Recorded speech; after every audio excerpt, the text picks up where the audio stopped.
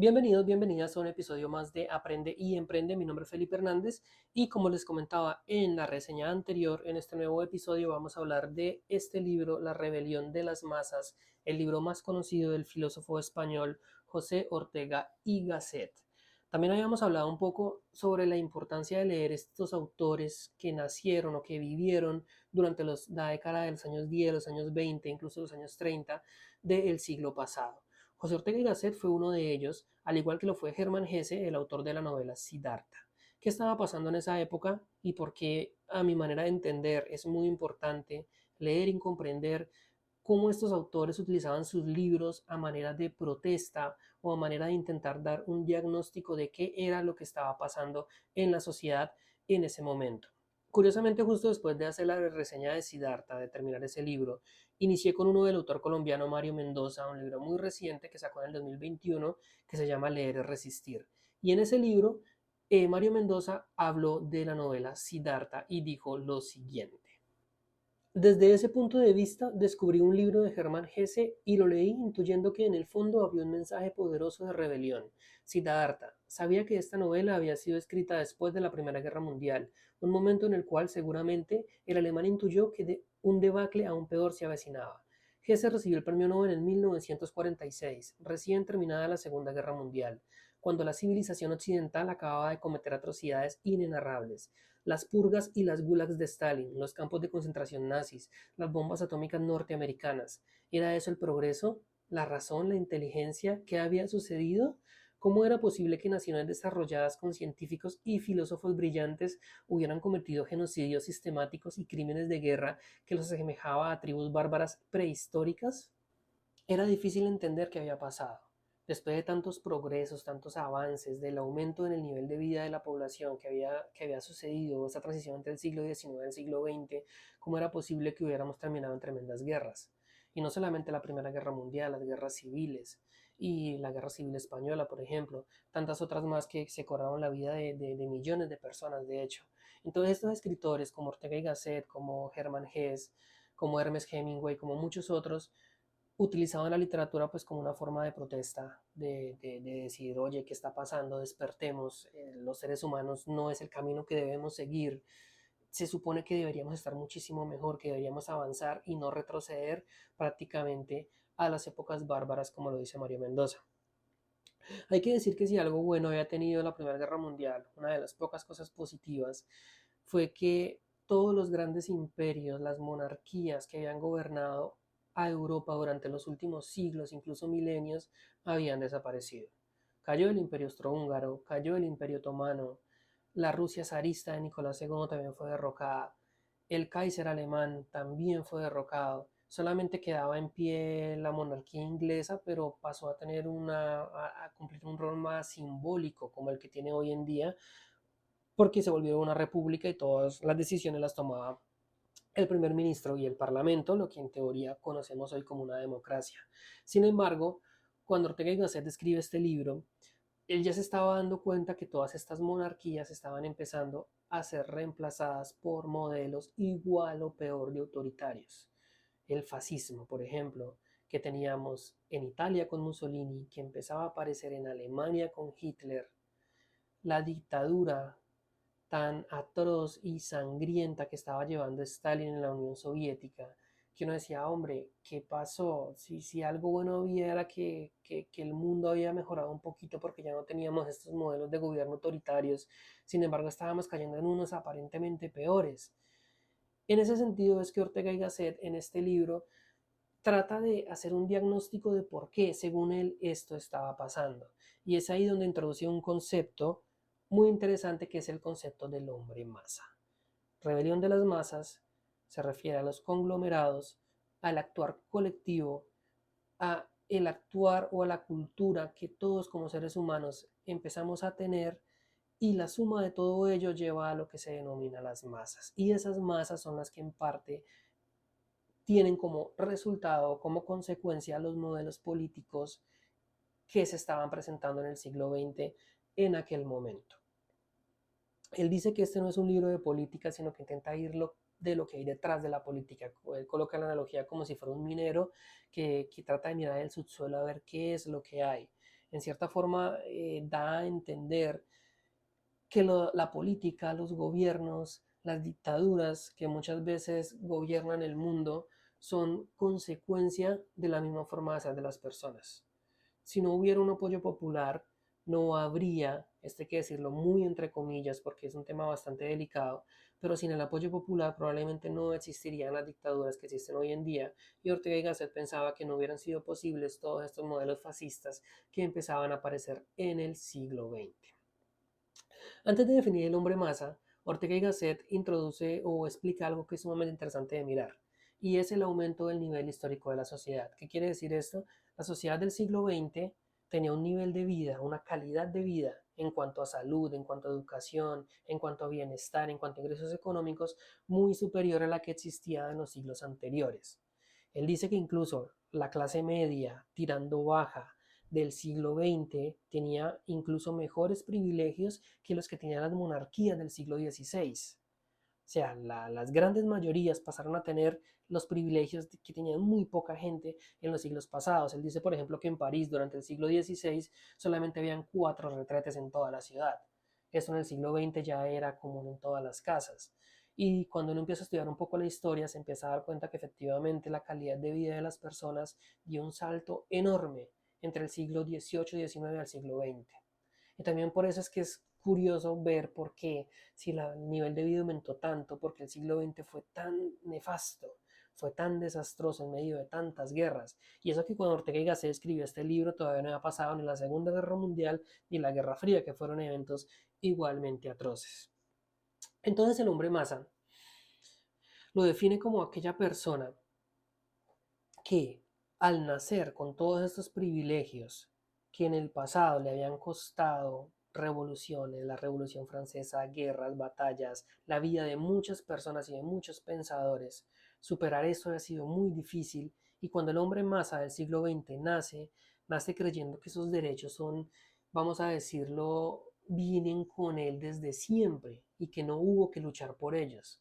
Entonces, por ende, él nace pensando que la vida es relativamente fácil, pero no se cuestiona más allá de eso y no considera la posibilidad de que esos derechos los puede perder y que para mantenerlos eso costó sangre, eso no fue fácil, fueron siglos de lucha, de pelea contra la iglesia, contra el oscurantismo, contra tantas cosas, que estas épocas del Renacimiento, la Ilustración no fueron para nada sencillas, costó sangre, pero una vez logrado eso, ciertos derechos humanos, abolida la esclavitud, tantas cosas terribles que pasaban antes, el ser humano que nació ya en el siglo XX, finales del XIX, comienzos del XX, nació pensando que la vida era así de sencilla.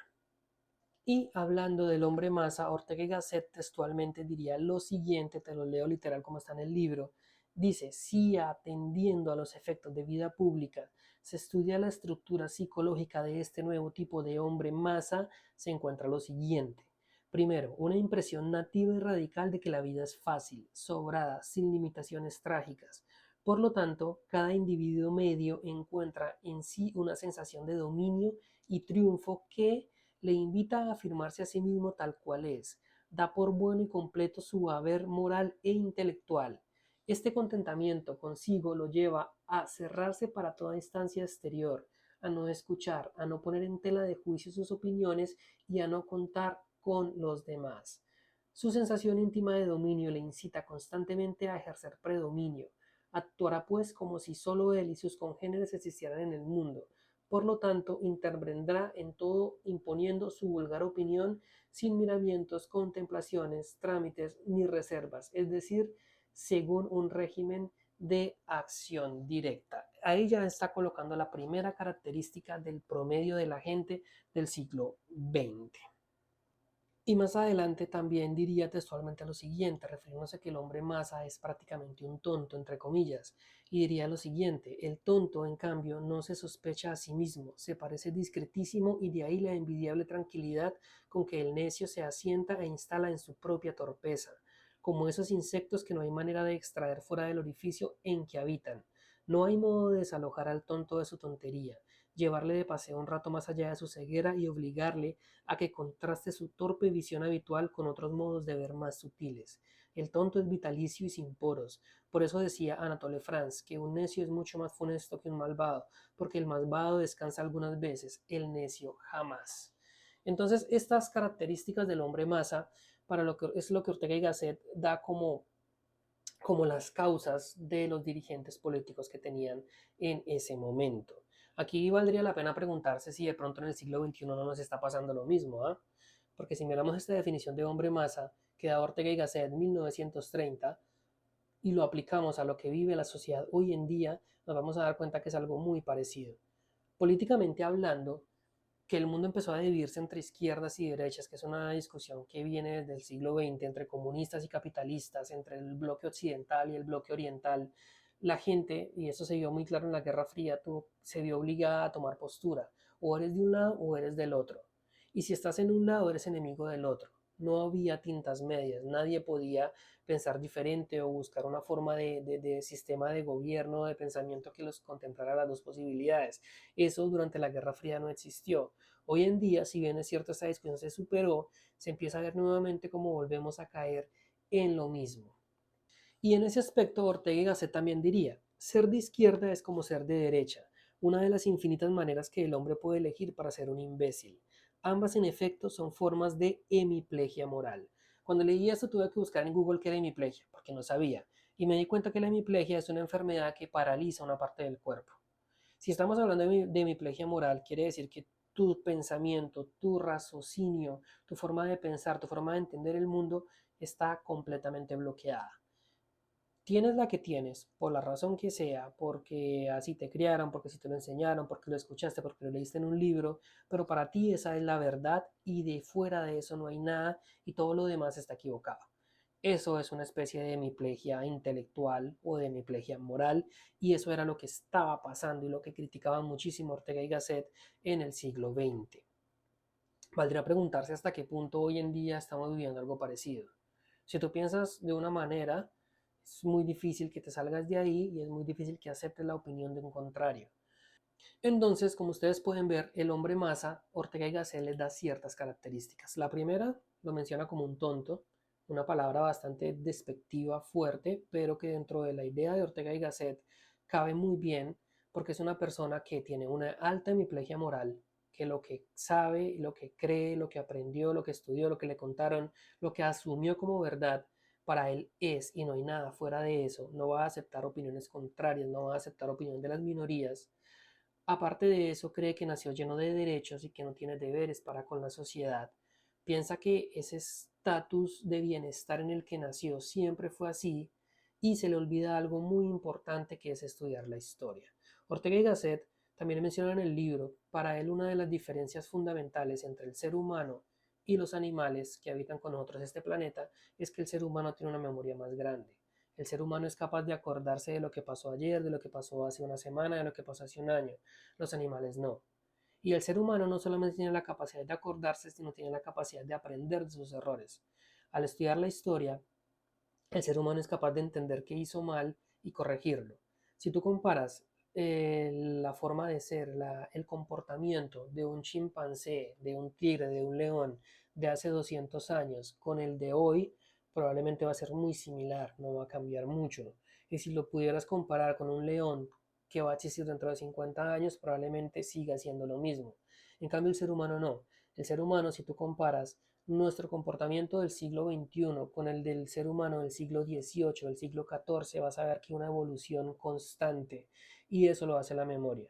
Sin embargo, el hombre masa se olvida de estudiar historia, se olvida de mirar el pasado, se olvida de ver de dónde viene, cómo es que la sociedad en la que vive logró los avances, logró el estado de bienestar en el que nace.